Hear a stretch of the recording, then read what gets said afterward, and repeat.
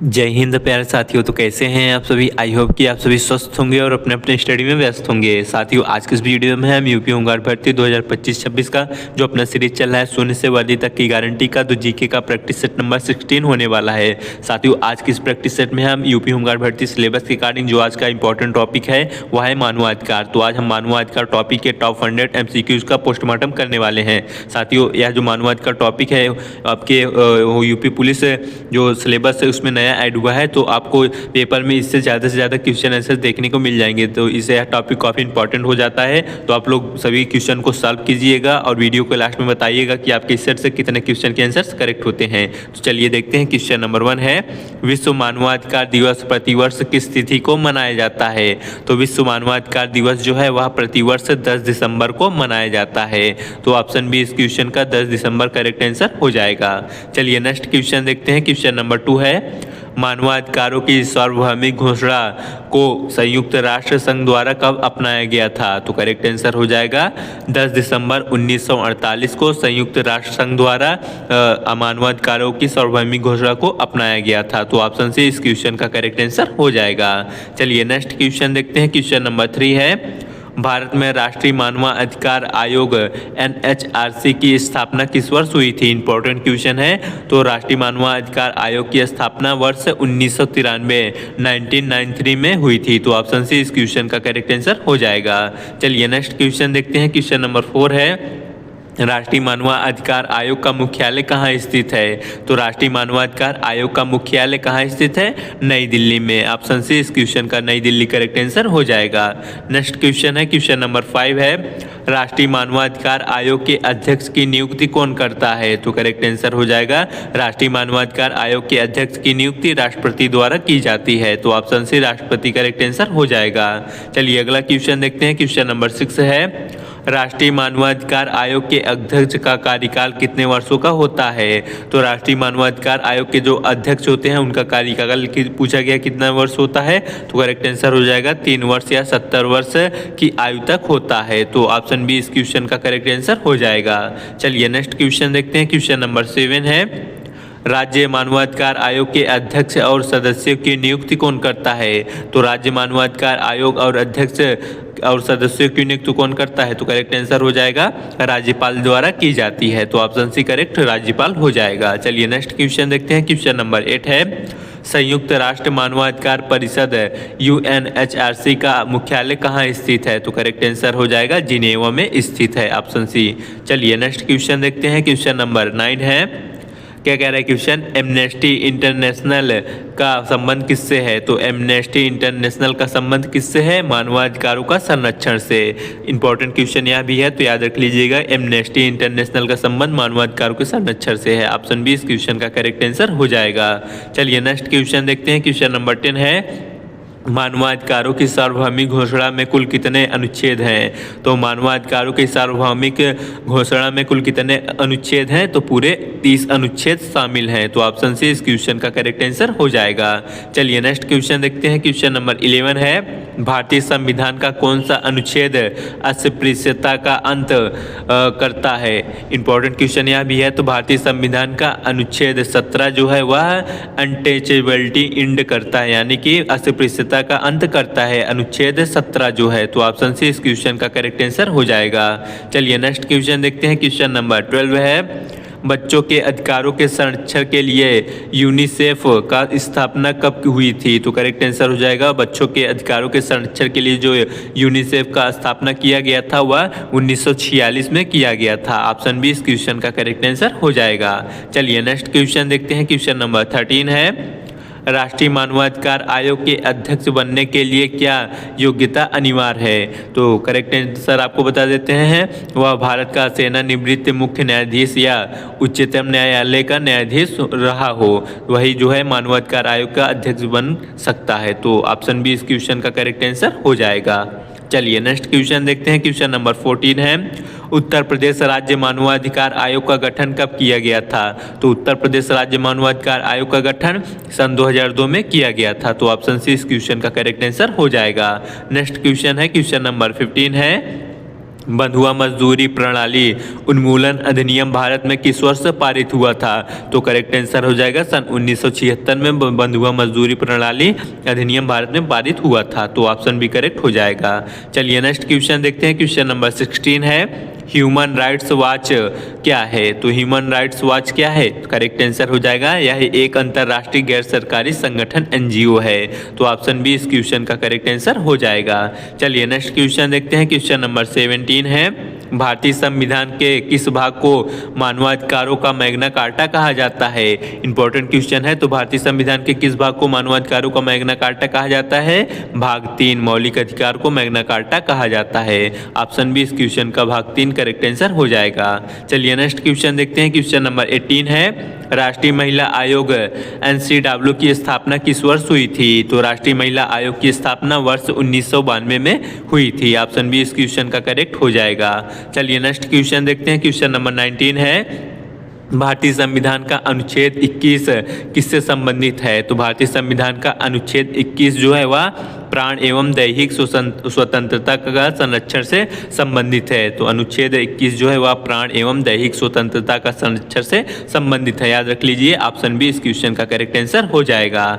Next question देखते हैं। Question number 20 है, मैग्ना कार्टा पर किस वर्ष हस्ताक्षर किए गए थे जिसे मानवाधिकारों की दिशा में पहला कदम माना जाता है? तो यह इंपॉर्टेंट क्वेश्चन है। तो मैग्ना कार्टा पर जो है वर्ष 1215 में सर्वप्रथम हस्ताक्षर किए गए थे। इस पे हस्ताक्षर करने वाला कौन था? राजा जॉन था, और जो कि विद्रोही बैरनों के बीच एक प्रकार का समझौता था। तो यह इस पे हस्ताक्षर 5 जून 1215 को किए गए थे। तो ऑप्शन ए इस क्वेश्चन का करेक्ट आंसर हो जाएगा। चलिए नेक्स्ट क्वेश्चन देखते हैं। क्वेश्चन नंबर 21 है, राष्ट्रीय मानवाधिकार आयोग अपनी वार्षिक रिपोर्ट किसे प्रस्तुत करता है? तो राष्ट्रीय मानवाधिकार आयोग अपनी वार्षिक रिपोर्ट जो है वह केंद्र सरकार को प्रस्तुत करता है। ऑप्शन सी इस क्वेश्चन का करेक्ट आंसर हो जाएगा। नेक्स्ट क्वेश्चन देखते हैं। क्वेश्चन नंबर 22 है, मानवाधिकारों की दूसरी पीढ़ी में कौन से अधिकार शामिल हैं? तो मानवाधिकारों की दूसरी पीढ़ी में कौन से अधिकार शामिल है? तो करेक्ट आंसर हो जाएगा आर्थिक, सामाजिक और सांस्कृतिक अधिकार शामिल हैं। तो ऑप्शन बी करेक्ट आंसर हो जाएगा। चलिए नेक्स्ट क्वेश्चन देखते हैं। क्वेश्चन नंबर 23 है, संविधान का अनुच्छेद 24 क्या प्रतिबंधित करता है? तो संविधान का अनुच्छेद 24 जो है वह क्या प्रतिबंधित करता है? 14 वर्ष से के कम आयु के बच्चों को जो है कारखाने में नियोजन यानी कि काम कराना जो है अनुच्छेद 24 से प्रतिबंधित करता है। 14 वर्ष से कम आयु के बच्चों को कारखाने में नियोजन। तो ऑप्शन से इस क्वेश्चन का करेक्ट आंसर हो जाएगा।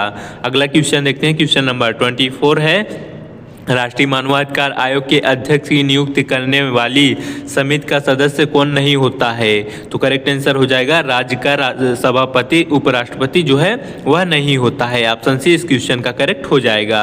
चलिए नेक्स्ट क्वेश्चन देखते हैं। क्वेश्चन नंबर 25 है, जेनेवा कन्वेंशन मुख्य रूप से किससे संबंधित है? तो जेनेवा कन्वेंशन मुख्य रूप से यह युद्धबंदियों और युद्ध पीड़ितों के अधिकार से संबंधित है। जेनेवा कन्वेंशन ऑप्शन बी इस क्वेश्चन का करेक्ट आंसर हो जाएगा। चलिए नेक्स्ट क्वेश्चन देखते हैं। क्वेश्चन नंबर 26 है, अंतर्राष्ट्रीय न्यायालय ICJ कहाँ स्थित है? तो अंतर्राष्ट्रीय न्यायालय जो है वह द हेग नीदरलैंड में स्थित है। ऑप्शन बी करेक्ट हो जाएगा। नेक्स्ट क्वेश्चन देखते हैं। क्वेश्चन नंबर 27 है, भारतीय संविधान का अनुच्छेद 39A किससे संबंधित है? तो भारतीय संविधान का अनुच्छेद 39A जो है यह संबंधित है समान न्याय और मुक्ति कानून सहायता से। ऑप्शन बी इस क्वेश्चन का करेक्ट आंसर हो जाएगा। चलिए नेक्स्ट क्वेश्चन देखते हैं। क्वेश्चन नंबर 28 है, सूचना का अधिकार RTI अधिनियम भारत में कब लागू हुआ था? तो सूचना का अधिकार भारत में सन 2005 में लागू हुआ था। ऑप्शन बी इस क्वेश्चन का करेक्ट आंसर हो जाएगा। चलिए नेक्स्ट क्वेश्चन देखते हैं। क्वेश्चन नंबर 29 है, अपराधों के लिए दोष सिद्धि के संबंध में संरक्षण किस अनुच्छेद में है? तो अपराधों के लिए दोष सिद्धि के संबंध जो है संरक्षण वह किस अनुच्छेद में है? इंपॉर्टेंट क्वेश्चन है। तो करेक्ट आंसर हो जाएगा अनुच्छेद 20 में जो है वह अपराधों के दोष सिद्धि के संबंध में संरक्षण का उल्लेखित किया गया है। तो ऑप्शन बी इस क्वेश्चन का करेक्ट आंसर हो जाएगा। चलिए नेक्स्ट क्वेश्चन देखते हैं। क्वेश्चन नंबर 30 है, अंतर्राष्ट्रीय मानवाधिकार दिवस 2023 बीते वर्ष की थीम क्या थी? तो अंतर्राष्ट्रीय मानवाधिकार दिवस जो कि 2023 की थीम क्या थी? तो करेक्ट आंसर हो जाएगा सभी के लिए स्वतंत्रता, समानता और न्याय। ऑप्शन बी इस क्वेश्चन का करेक्ट आंसर हो जाएगा। क्वेश्चन आ सकता है करंट अफेयर की दृष्टि से, तो आप लोग याद रख लीजिएगा 2023 की थीम क्या थी राष्ट्रीय मानवाधिकार के आयोग की? सभी के लिए स्वतंत्रता और समानता और न्याय।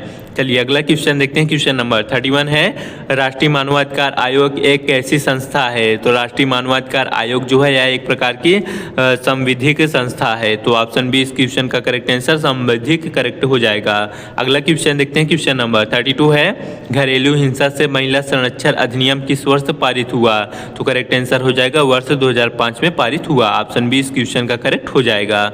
अगला क्वेश्चन देखते हैं। क्वेश्चन नंबर 33 है, संयुक्त राष्ट्र बाल अधिकार संधि को भारत में कब अनुमोदित किया गया? तो करेक्ट आंसर हो जाएगा वर्ष 1992 में अनुमोदित किया गया। ऑप्शन बी इस क्वेश्चन का करेक्ट आंसर हो जाएगा। अगला क्वेश्चन देखते हैं। क्वेश्चन नंबर 34 है, राष्ट्रीय मानवाधिकार आयोग के सदस्यों को उनके पद से कौन हटा सकता है? तो राष्ट्रीय मानवाधिकार आयोग के सदस्यों को उनके पद से जो है वह राष्ट्रपति सुप्रीम कोर्ट की जांच के बाद हटाया जा सकता है, राष्ट्रपति द्वारा और सुप्रीम कोर्ट की जांच के बाद। ऑप्शन बी इस क्वेश्चन का करेक्ट आंसर हो जाएगा। अगला क्वेश्चन देखते हैं। क्वेश्चन नंबर 35 है, संविधान के किस अनुच्छेद में शिक्षा का अधिकार RTE जोड़ा गया है? तो करेक्ट आंसर हो जाएगा अनुच्छेद 21A में भारतीय संविधान में जो है शिक्षा का अधिकार RTE जोड़ा गया है, अनुच्छेद 21A।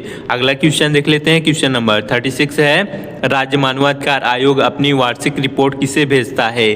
तो राज्य मानवाधिकार आयोग जो है अपनी वार्षिक रिपोर्ट जो है राज्य सरकार को भेजता है। ऑप्शन सी इस क्वेश्चन का करेक्ट हो जाएगा। अगला क्वेश्चन देखते हैं। क्वेश्चन नंबर 37 है, People's Union for Civil Liberty PUCL के संस्थापक कौन थे? तो करेक्ट आंसर हो जाएगा जयप्रकाश नारायण जी PUCL के संस्थापक थे। चलिए नेक्स्ट क्वेश्चन देखते हैं। क्वेश्चन नंबर 38 है, निम्नलिखित में से कौन सा मानवाधिकार आयोग का पदेन सदस्य नहीं होता है? तो करेक्ट आंसर हो जाएगा विधि आयोग का अध्यक्ष जो है वह मानवाधिकार आयोग का पदेन सदस्य नहीं होता है, विधि आयोग का अध्यक्ष। तो ऑप्शन सी करेक्ट हो जाएगा।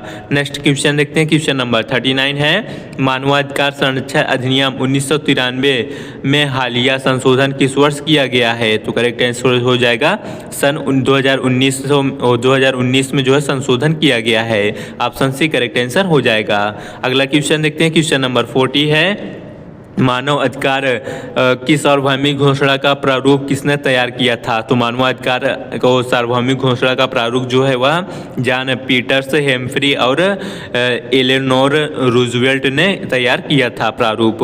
ऑप्शन बी करेक्ट आंसर हो जाएगा। याद रख लीजिएगा, आ सकता है क्वेश्चन इंपॉर्टेंट भी है।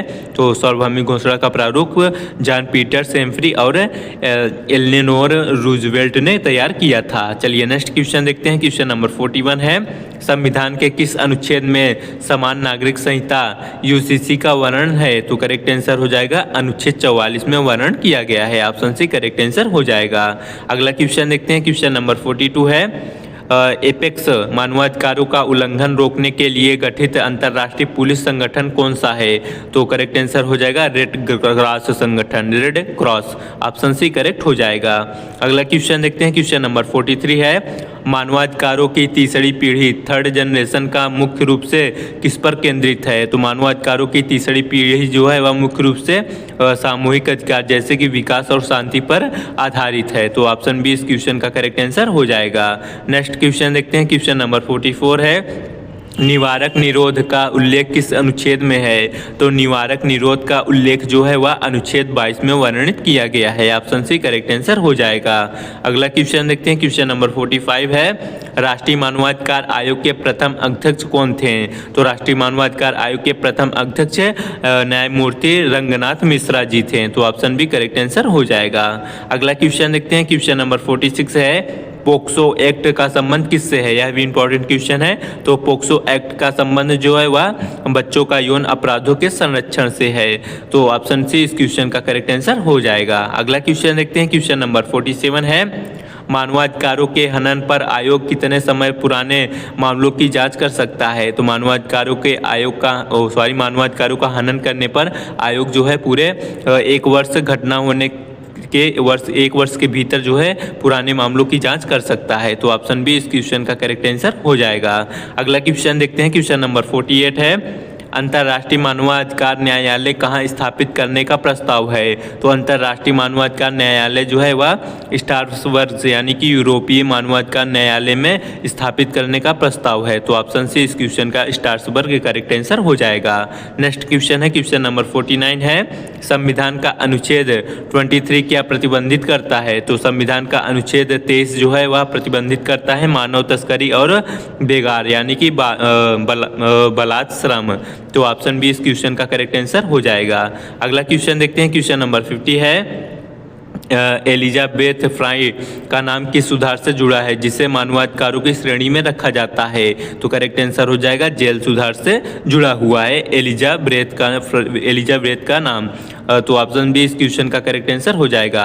प्यारे साथियों, आप सभी से एक निवेदन है कि यदि आप चैनल पे नए हैं, चैनल को सब्सक्राइब नहीं किए, सो प्लीज़ चैनल को सब्सक्राइब जरूर कर लें या वीडियो को लाइक जरूर कर दें और वीडियो को पूरा देखिएगा और बताइएगा जरूर कि आपके इस सेट से कितने क्वेश्चन के आंसर्स करेक्ट होते हैं, क्योंकि इससे क्वेश्चन आपको ज़्यादा देखने को मिलेंगे। चलिए नेक्स्ट क्वेश्चन देखते हैं। क्वेश्चन नंबर 51 है, मानवाधिकारों की सार्वभौमिक घोषणा का अनुच्छेद 1 क्या कहता है? तो मानवाधिकारों की जो सार्वभौमिक घोषणा का अनुच्छेद 1 है वह कहता है सभी मनुष्य स्वतंत्र और समान पैदा हुए हैं। तो ऑप्शन सी करेक्ट आंसर हो जाएगा। चलिए नेक्स्ट क्वेश्चन देखते हैं। क्वेश्चन नंबर 52 है, राष्ट्रीय मानवाधिकार आयोग के वर्तमान अध्यक्ष कौन है? मार्च 2026 के अनुसार इंपॉर्टेंट क्वेश्चन हो जाता है, वेरी वेरी इंपॉर्टेंट।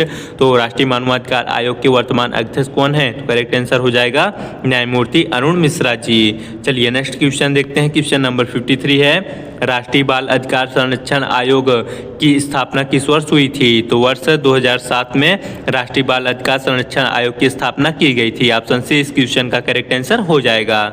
अगला क्वेश्चन देखते हैं। क्वेश्चन नंबर 54 है, संयुक्त राष्ट्र शरणार्थी उच्च आयोग का मुख्य कार्य क्या है? तो संयुक्त राष्ट्र शरणार्थी उच्चायोग का कार्य क्या है? करेक्ट आंसर हो जाएगा शरणार्थियों के अधिकार की रक्षा करना। तो ऑप्शन बी इस क्वेश्चन का करेक्ट आंसर हो जाएगा। चलिए नेक्स्ट क्वेश्चन देखते हैं। क्वेश्चन नंबर 55 है, मानवाधिकारों के उल्लंघन की शिकायत NHRC से किस माध्यम से की जा सकती है? तो राष्ट्रीय मानवाधिकारों का उल्लंघन की शिकायत जो है ऑनलाइन पोर्टल डाक या व्यक्तिगत रूप से शिकायत की जा सकती है। तो ऑप्शन सी करेक्ट हो जाएगा। चलिए नेक्स्ट क्वेश्चन देखते हैं। क्वेश्चन नंबर 56 है, मानवाधिकारों की रक्षा के लिए अपीली शक्तियाँ किसके पास होती हैं? तो राष्ट्रीय मानवाधिकारों की रक्षा के लिए जो है अपील करने की शक्तियाँ किसके पास होती है? न्यायपालिका के पास, जो कि उच्च न्यायालय और उच्चतम न्यायालय दोनों के पास होती है। तो ऑप्शन बी करेक्ट आंसर हो जाएगा।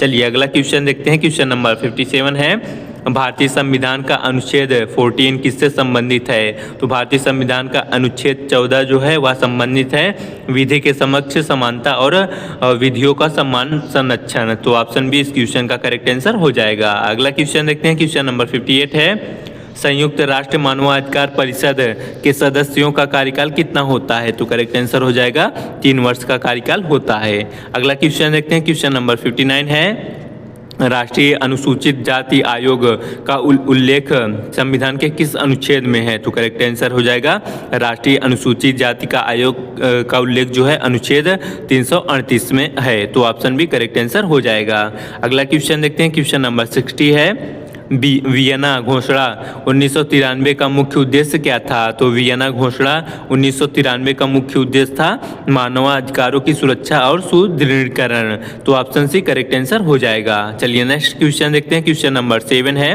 देखिएगा क्या कह रहा है क्वेश्चन, मानवाधिकारों की पहली पीढ़ी मुख्य रूप से किन अधिकारों पर केंद्रित है? तो मानवाधिकारों की जो पहली पीढ़ी है वह किस पर आधारित है? तो करेक्ट आंसर हो जाएगा नागरिक और नागरिकता अधिकार, स्वतंत्रता, जीवन, मतदान, ये सभी पर आधारित है फर्स्ट जनरेशन मानवाधिकारों की। तो ऑप्शन सी करेक्ट आंसर हो जाएगा। अगला क्वेश्चन देखते हैं। क्वेश्चन नंबर 62 है, राष्ट्रीय मानवाधिकार आयोग के अध्यक्ष और सदस्यों को पद से हटाने का आधार क्या है? तो राष्ट्रीय मानवाधिकार आयोग के जो अध्यक्ष और सदस्यों को पद से हटाने का आधार क्या है? तो करेक्ट आंसर हो जाएगा क्या होता है? साबित कदाचार या अक्षमता या फिर दिवालिया होना या मानसिक अस्वस्थता या फिर उपर्युक्त सभी। तो करेक्ट आंसर हो जाएगा उपर्युक्त सभी। ये सभी के कारण आप जो है मानवाधिकार आयोग के अध्यक्ष और सदस्यों को पद से हटा सकते हैं, आधार होता है। तो ऑप्शन डी उपर्युक्त सभी करेक्ट आंसर हो जाएगा। अगला क्वेश्चन देखते हैं। क्वेश्चन नंबर 63 है, अंतर्राष्ट्रीय मानवाधिकारों का विधेयक किसे कहा जाता है? तो अंतर्राष्ट्रीय मानवाधिकारों का विधेयक जो है किसे कहा जाता है? UDHR को, या फिर ICCPR या ICESCR का सामूहिक रूप को जो है विधेयक, मानवाधिकारों का विधेयक कहा जाता है। याद रख लीजिएगा, UDHR को, ICCPR और ICESCR का सामूहिक रूप को। तो ऑप्शन सी करेक्ट आंसर हो जाएगा। अगला क्वेश्चन देखते हैं, क्वेश्चन नंबर 64 है, बेगार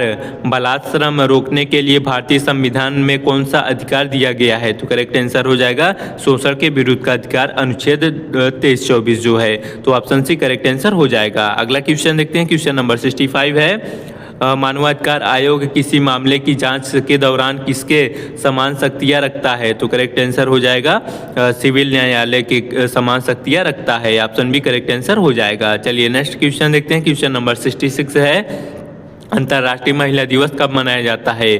तो अंतर्राष्ट्रीय महिला दिवस 8 मार्च को मनाया जाता है। अगला क्वेश्चन देखते हैं, क्वेश्चन नंबर 67 है, दिव्यांग व्यक्तियों के अधिकारों पर संयुक्त राष्ट्र सम्मेलन कब हुआ था? तो करेक्ट आंसर हो जाएगा सन 2006 में दिव्यांग व्यक्तियों के अधिकार के लिए संयुक्त राष्ट्र सम्मेलन आयोजित हुआ था। ऑप्शन सी करेक्ट आंसर हो जाएगा। अगला क्वेश्चन देखते हैं, क्वेश्चन नंबर 68 है, मानवाधिकारों के उल्लंघन के लिए पीड़ित को मुआवजा देने की सिफारिश कौन करता है? तो मानवाधिकारों के उल्लंघन के लिए पीड़ित को मुआवजा देने का जो सिफारिश है कौन करता है? मानवाधिकार आयोग करता है। ऑप्शन सी करेक्ट आंसर हो जाएगा। चलिए अगला क्वेश्चन देखते हैं, क्वेश्चन नंबर 69 है, दास्तां और गुलामी का निषेध मानवाधिकार घोषणा के किस अनुच्छेद में है? तो दास्तां और गुलामी का निषेध जो है मानवाधिकार के अनुच्छेद 4 में वर्णित किया गया है। ऑप्शन बी इस क्वेश्चन का करेक्ट आंसर हो जाएगा।